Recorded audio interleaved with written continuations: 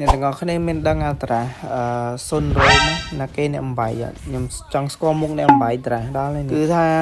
ពេញរែងហើយតែណាក៏ជួបដែរវគ្គណាក៏ជួបដែរមិនថាមិនទេគ្រាន់ថាសុនរ៉ូមវានៅពេលដែល team fight បើសិនជាយើងយក hyper ឬក៏ golden យើងរៀងផុយអីវាពិបាកវាយបន្តិចព្រោះពេល team fight អីយើងអត់មានអ្នកបើកមុខអញ្ចឹងណាហើយបើសុនរ៉ូមទទួលស្គាល់វាដើរក្លុកដើរគោដើរអីគេមែនតែវាពិបាកពេល team fight បន្តិចហើយ